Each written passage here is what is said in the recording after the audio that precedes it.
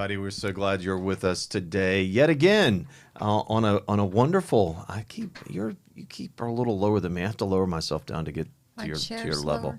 Well, you're just sort of you're down, I guess. I don't know what you're doing there. I'm not. There you go. Perfect. Now you're perfect. We're glad you're here today. Welcome to welcome to the beginning of the week. I Overcome. We're excited that you're here. Hope you had a great weekend.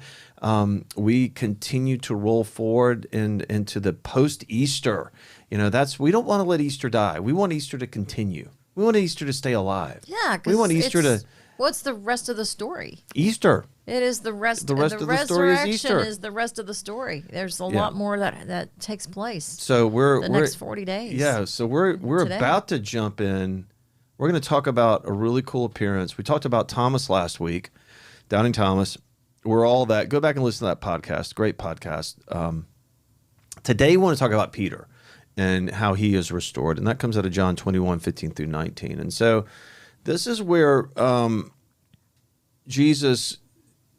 Evidently, we have a whole lot of different. We have 12 guys and some women, right? Let's just people. Yeah, I mean a few women. They didn't more account men. for them a lot of the times in Scripture, but you can assume that the women that were following were also with them. Yeah, definitely. Oh yeah, definitely. Yeah. They're together. So you have they've all had post-Easter resurrection experiences. The women had it first. They're overjoyed. The men doubted. They come to believe. Thomas comes around a little later. You've got all of this group of human beings really in what was just the end of life. Now it's the beginning of life because Jesus is alive. They go through all these vicissitudes, all of these ups and downs, valleys. And we talked last week about friction, man. There had to be some friction there. There had to be some serious come to Jesus talks with all of them, especially with Thomas. Now you forget Peter, but we forgot Peter. Peter's still what? Peter betrayed him. That story's so heartbreaking. 3 betrayals. And he knows it's gonna. God says it's gonna happen, and he says no. Oh, I'll go to death. I'll die with you. I'll die with you. And so this is in on Thursday, right before he's arrested. He's like, no, I'll die with you. I'll go to death with you. No, you'll deny me 3 times. Can't believe it. Well, he does it 3 times. Denies him 3 times. And so you've got this moment in the guilt. So the passion describes that really well. Wow. So he comes up to Mary in the passion and he's like, "Don't touch me.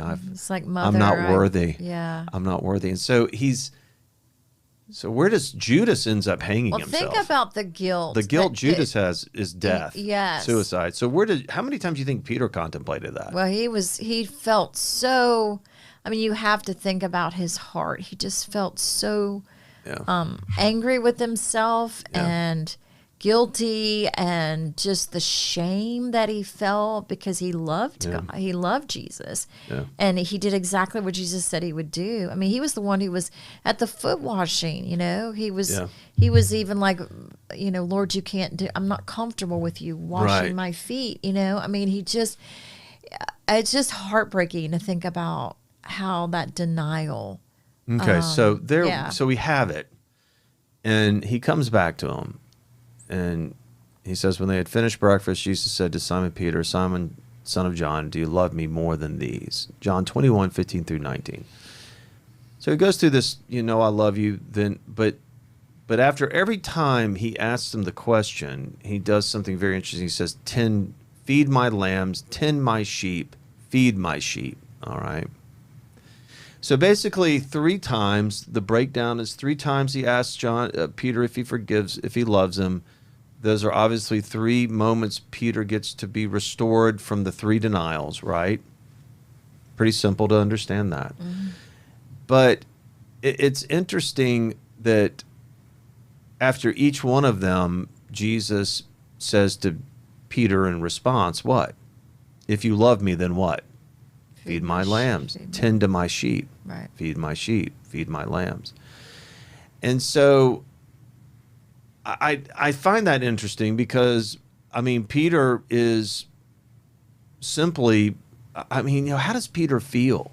How does Peter I mean, it seems like this should have been the first thing addressed, yet it just seems like maybe this is the last thing addressed in Peter's life. You know, okay, I'm back. We're taking care of things. We've even had lunch and breakfast, and how many times have I appeared to you before? And yet, somewhere in the back of Peter's mind is, well, maybe we just go on. Maybe we just go on with the relationship. He's back. Do I really need to? And that's so human, isn't it? Like when we've fought and gotten into disagreements, I mean, my first thing, I promise you this is it. I'm admitting this, and I haven't admitted this to you. But my first thing is, not be a good no, thing. this is perfect. This is maybe she's forgotten. Maybe it's okay. I mean, no, seriously, in my mind, if I can just, we've had the argument, we've had the disagreement, we've had the fight, but then, and everything gets leveled out. Does that make sense? We sort of, we get down, we're here, and then we deathcom it down to here, okay? Deathcom 10 down to Deathcom 1. No. We've had dinner. She's not yelling anymore. Coming. She's not upset anymore. Maybe, we're laughing a little bit. We're moving, maybe, and then we've gone to sleep, gone to bed. We've woken up. Hi, I love you. Kiss. You're like, ooh, I got through that one. And then, but no. See, that's human, isn't it? That's human. That's where we wish. It's because we want to be heard. We want to be heard, and we want to know that you've heard me. Okay, hang on. Let's get there. Okay. But that's where we're human, and that's where we say, you know what, gosh, that I don't have to, we don't have to unpack this. We don't have to deal with this. We don't have to go deeper into it. It happened. I said I was, we talked, yelled, whatever, but then we moved on. And so I think it's just human nature, if we're talking about human nature, I mean, it's human nature. You don't see Peter and the other two, you don't see Scripture. If I was writing the gospel letters, and I know Peter was involved in some of that, I'd be pinning in, and I ran to Jesus to make sure that the world knows that after I've done 3 times, I've denied that I even knew him. Okay, I would be pinning it in to know that I was first in line to beg for his forgiveness. And even the account when he sees him coming, after post-resurrection, he see the one account is that he sees him on the shoreline. He jumps out of the boat, but there is no. And Peter fell to his knees and said, "Lord, please forgive me. I know not what I do." Even echoing his words on the cross, but Peter wasn't there. He didn't hear it because he was what? He was scared to death, locked behind a door. Forgive me for abandoning you. Forgive me for betraying you. No, it's after all this. And so you get the feeling that Peter, even as they're eating dinner, is Peter right next to Jesus, or is Peter all the way on the other side sort of going, maybe he's forgotten? And Jesus initiates the conversation. And so then Jesus initiates this moment of forgiveness, restoration. Mm-hmm. And I just think it's human nature for us to, we don't like to look at our own stuff when it comes to how we've made mistakes and how we've screwed things up. Just like I admitted to you, maybe I know you haven't forgotten, but maybe it's okay. Maybe it's just not. Maybe we don't need to go back into it. We don't need to uncover it any longer. Just put it under the rug, and we won't deal with it. And then what does that cause? It's worse. It gets. And so what is Peter thinking? Do you think? I know. I'm horrified. If I just move forward, I'm horrified. Maybe he won't remember. Well, I'm horrified. In front of everybody, I'm absolutely horrified. Pride doesn't let us go there. Ego doesn't let us go there. Shame, embarrassment and shame and guilt and pain doesn't let us go there. And yet, what does Jesus say? That's the very place you need to go. And so he approaches Peter because he's the only one that will initiate the conversation. And that conversation, I promise, somewhere in your life right now is being initiated with you by Jesus. There is a place that you will not open up. There's a place that you want to say, whether it's 20 years ago was something you did to somebody or something you said, whether it's 30, whether it was in high school, or whether it's something you did yesterday. Jesus is trying to open up that conversation with you to say, okay, look, you at least need to admit what you have done. You at least need to confess what you have done. Not to interrupt you, but do you remember that Bible study we did with We're some always women? going to say that now. Not to interrupt, but this is how we do the yin and the yang and the back and the forth. But not to interrupt you. But do you remember that one lady was holding on to something that she said when she was like in 6th grade, and the woman's now in her 80s, 70s, 80s, and she's held on to this comment that she made to a student.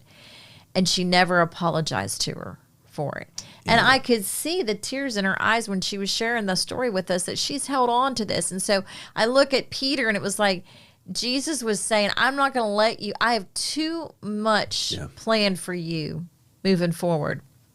I'm not going to let you hold on to this guilt and shame and regret. I'm going to free you from it. I'm going to restore you. I'm bringing you out of that place of darkness, because and that's who Jesus is. That's what he does, is he reaches in and takes those things that we are hidden, that we're ashamed of, and he restores it, redeems it, and brings it out. Now, so, again, beautiful. and so like, what did the Jew do in the Israelites? They had a scapegoat. They would have one day. The Jews were in the process of confession all year long. They would confess, they would sacrifice, confess, sacrifice, confess, sacrifice. But then at the very end, if you had forgotten any of those moments where maybe one slipped through, you didn't remember it, you had a day of atonement. You put all of the sins of the community on a scapegoat, lead it out into the desert, and it's, killed or whatever, left out there. And so now if you've forgotten anything, it's done. I think it's important that, that Jesus is saying to Peter, we're not going to let this go for good reason. Because if we let it go, it's always going to be what in your life? It's always going to be nagging you in your life. It's always going to be in your subconscious. It's always going to affect you spiritually. It's going to affect your work. It's going to affect your relationships. It's going to matter. This needs to be dealt with. And so I think that's all I'm saying to people listening. And in my own life, I'm still dealing with some of that stuff. Pain is real. Pain hurts. We deal with it in unhealthy ways. But the healthiest way to deal with it is having a one-on-one conversation with your Lord and having a one-on-one conversation. I can't imagine the conversations Paul had after sanctioning the deaths of so many people. Who knows how many people? Destroying families, destroying lives. What conversations with the Lord did Paul's look like? What did that look like?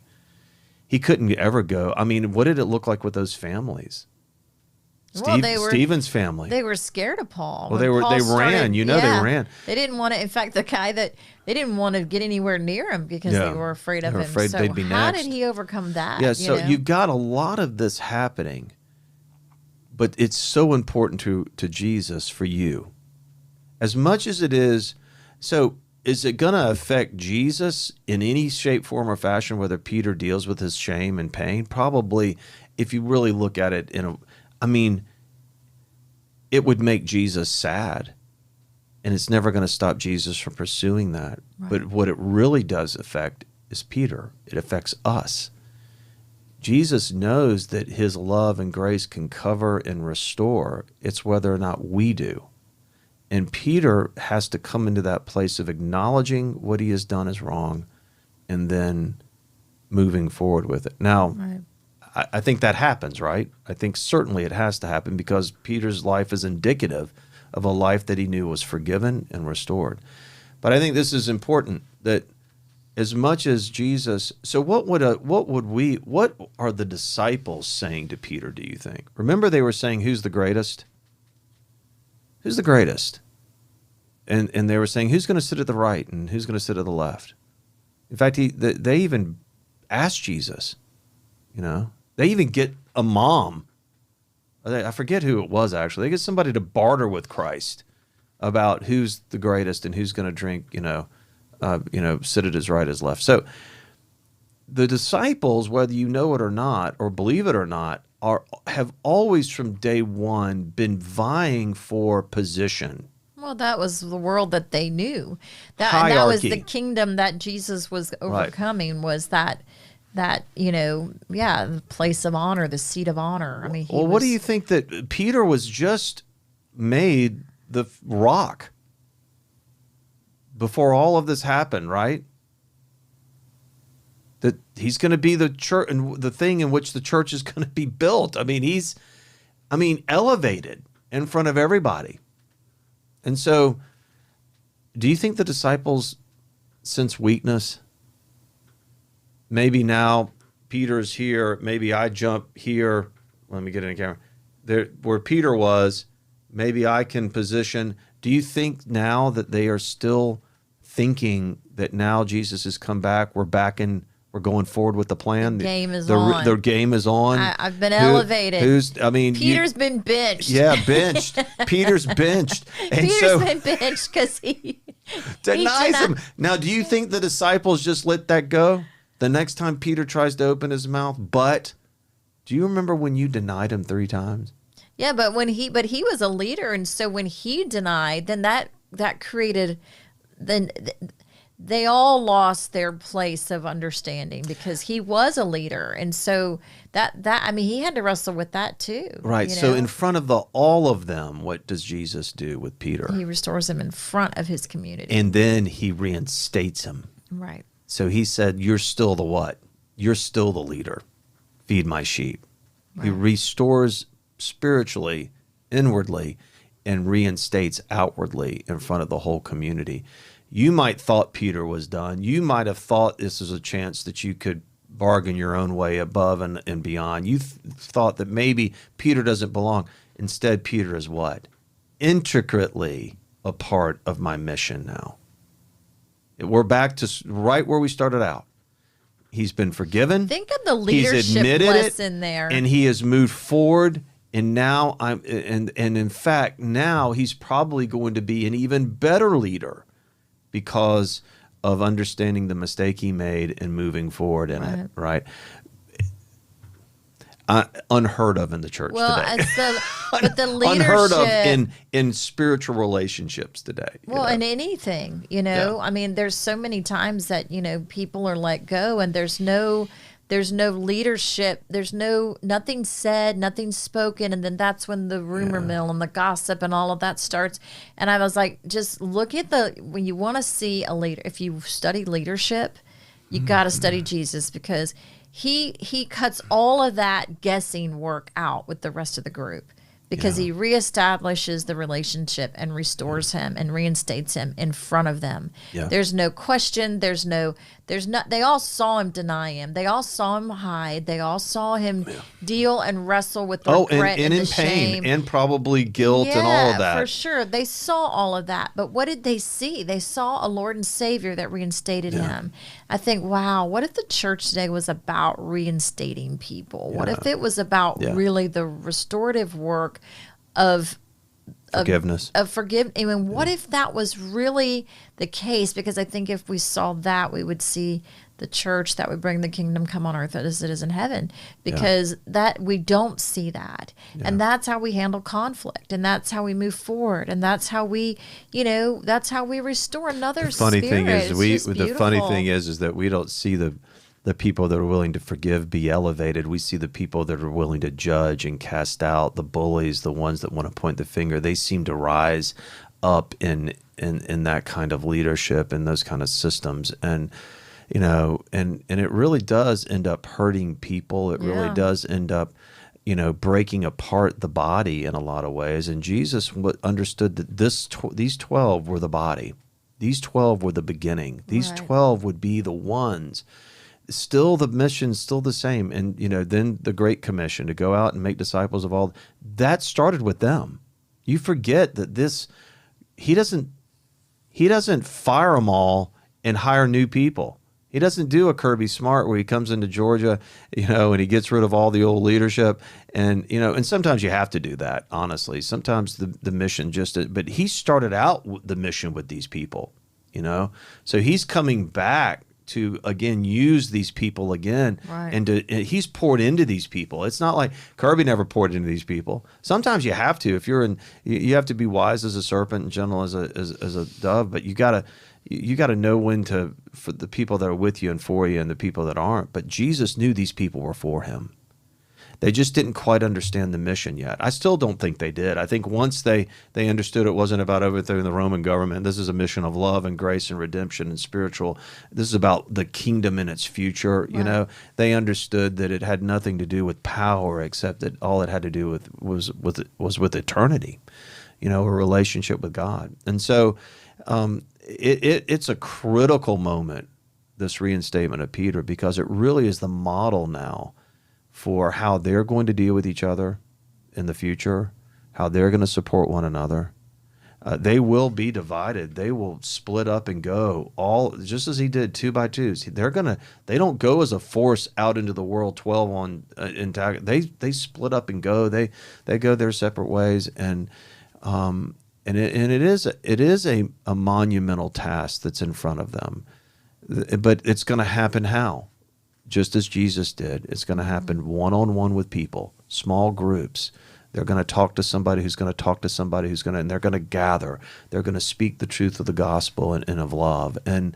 But they have to experience it and believe it and live it themselves. Right. You know. So not only was it important for Peter, but it was just as important for the other 10 that were around Peter to say, okay, I now have to be a part of this place of forgiveness.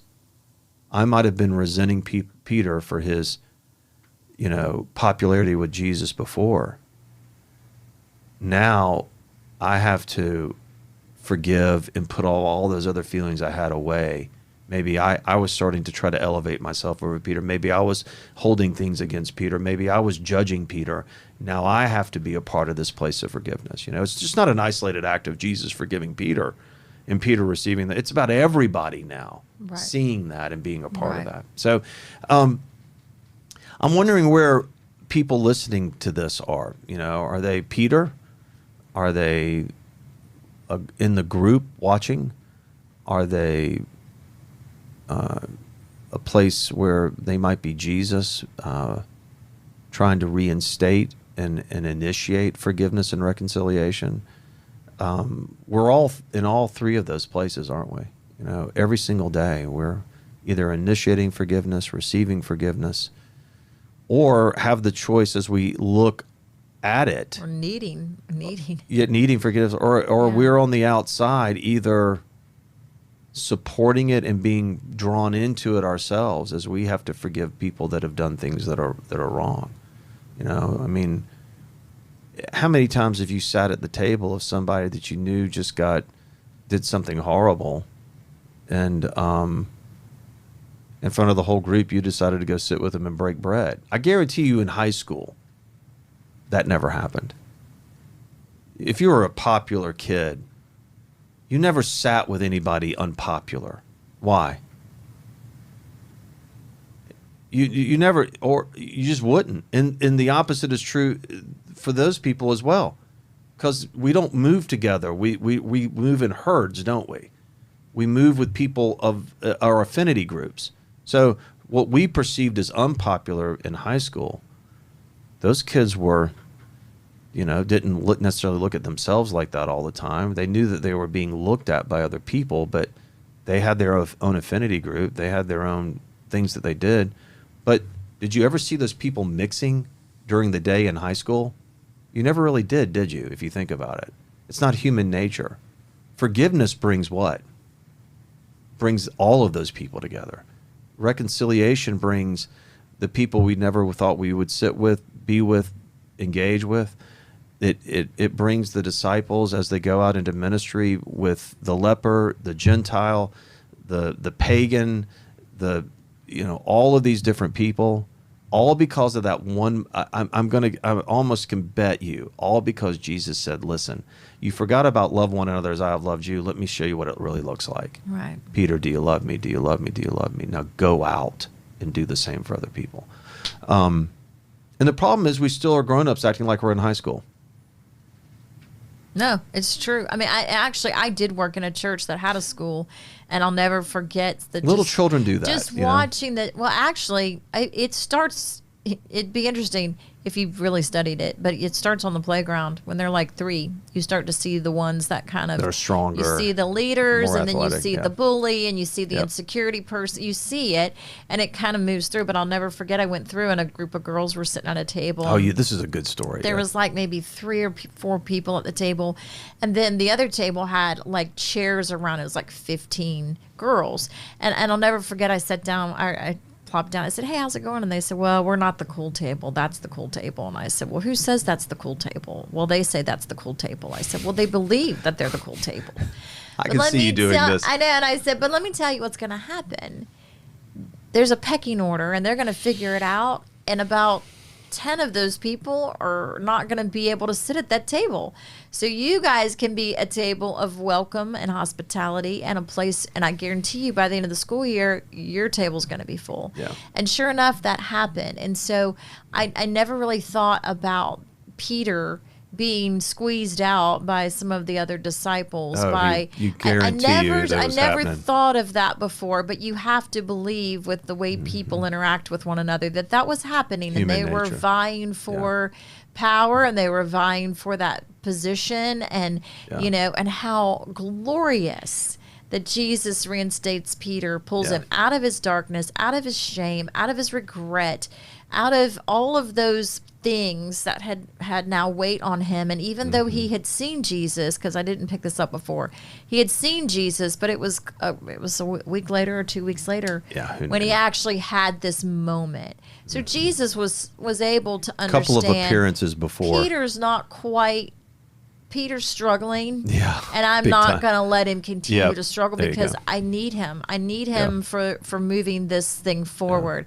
And so if someone has made you, if you've done something that's made you feel shameful or guilty or whatever the situation, or if someone's done that to you, understand that God wants us to move forward. Yeah. We have to move forward. That's what he wants. The enemy wants to keep you shoved in a corner, sitting in a dark room with the light off and full of shame. Yeah. Jesus says, I'm bringing the light. And when the light's turned on in that room, you can't deny it. Yep. And so I want to bring the light into your life, wherever it is, wherever you need reconciliation, restoration. Your redemption story is coming. And so I think from this takeaway, the greatest thing I can take of is that we've all been Peter. We've all denied our Lord. We've all said things when he didn't show up in time for us, or we've struggled with something. I mean, I've talked to several people over the last week who are just like, I don't see him. We've all had those moments. Just know that Jesus wants to restore you as well. Yeah, just like he did Peter. Yeah, and I think that let's be real about this. Sometimes people, we've experienced this. They're just evil people out there trying to screw you to death. Okay, they're trying to twist the screw in your back as much as they possibly can. And but Jesus says, pray for your enemies. But let me say this: pray for your enemies. Sometimes they win the battle, but remember that this is a war. Yeah. Okay, and so what I don't want you to do, if you've lost maybe the battle, don't remember you need to get back in the game. That door might have closed, whether it was working at a church or working in a mission somewhere, a ministry somewhere. Those doors open and close all the time. What God never wants to have happen is for you to close the door of that voice and that spirit and that heart. And I think that, that almost happened to me, almost happened to you, that they almost convinced us to not continue to share the gift that was within us. And I want you to know that I don't care whether it's in the church or in business or wherever you are. Don't ever let that pain, the kind of pain Peter was feeling, and certainly the kind of pain that maybe was caused by other people, but certainly by his own doing. Remember, if you allow that pain to live in your heart, and I'm an example of it, about 80% of it's gone in my heart, but the 20, it doesn't. No matter how much is left, it still can hurt. It still hurts. Mm-hmm. There's a place, man, that Jesus is coming to you to reinstate and restore, okay? And yet, you might have had to learn from your experiences that were not caused by you, but caused by other people. Those are moments you can learn. There might be things that you should have done differently that you needed to grow in. great, learn from it. But I'm going to promise you this: just because you made a mistake, just because life didn't go your way, doesn't mean that you're out of the game. All right. And so keep fighting, keep moving forward. Remember, but this is the greatest lesson I've learned, is that you've got to now be more patient than ever. Okay. Christ, now you really know what it means to follow. Now it's in God's timing. Now it's in God's way. Now it's in, you're not running the show any longer. You're really trusting and leaning on your Lord like never before. I think we know what that feels like as we started Overcome. It's not a fun place to be. I mean, I go, why aren't we a church of thousands and thousands and thousands? Well, because it's not yet. It's just not yet. It's God's timing. And, the Lord did it with 12. The Lord did it with 12. So we're looking at, I think that's where I've learned, and God said, why don't you stop thinking about thousands and start thinking about 12? And that's where we are as Overcome. We really are happy thinking about the 12. And that's why we want to create a lot of 12s. Well, I mean, if you look and see how Jesus led, he led the 12 and then they multiplied. It's all about multiplying. So I think this week we can think about what does it mean to multiply restoration, in our lives, in our own personal lives, with our families and those that we touch. And maybe we're the one that's needing to hear it. Maybe we're the one that's not come to Jesus. I mean, Peter was there. He was standing there. He came to him. And the words that were unspoken were the words that Jesus said, I'm going to take care of this. And I'm going to take care of this in front of your brothers, in front of the flock, in front of this group of disciples that are going to do great things in my name. I'm going to do it. I'm going to restore not just you and me, but with community. And so I think that's a very important lesson for us to learn. I think there's a lot of people that had the church really restored some individuals one-on-one and in community. I think we would see thousands baptized like in the early church. So huge. Hey, listen, we great talk today. It's something maybe this talk made you think a lot more about a lot of questions. If you have questions for us, let us know. We're here to help you. But you're either a Peter, you're needing forgiveness, you're Jesus trying to offer it, or you're on the outside looking in, or you're a community. And needs to wrap your arms around an individual. Yes, exactly. Yeah. And maybe you're in that situation now and afraid to speak up because of the herd and the mob that you're following. Maybe you need to break off and say, you know what, maybe this person needs another chance, and we need to be a part of that. So, regardless, it's going to take courage. And life is messy. Oh my goodness! Get in there. Yeah, get in there. It is messy. I mean, and I think about my personal story, and I had a handful of people who had the courage to step in and say, I want to hear you. Yeah. I want to hear you, and I want you to know that you're loved, and I want you to know that I'm there. And so, a lot of times we stand on the outsides because we're not sure how to approach, how to start the conversation. Just open the door. Yeah. Open the door. Definitely. He's trying to use you. I want you to know that as we close this down, Jesus is coming to you for something in your life. Receive it and receive his grace. Jesus is also trying to get you to go out and feed his sheep with forgiveness and love. It's going to take courage to do that. And somewhere, somehow, you're witnessing all of this in a group of people that have made decisions and are not allowing you to step out in a place of forgiveness and love. It's time to break out of that and be a voice for the truth, okay? That's so right. Wherever you are in any of those three situations, we're praying for you. We cannot wait to see you again. We're going to come to you again on Thursday live. We got a great topic to discuss and a great new series we're opening up and a great new life that we hope that you will want to ascend into. So we cannot wait to see you again. God bless. Take care. And see you Thursday. We'll see you Thursday. We love you. Take care. Bye.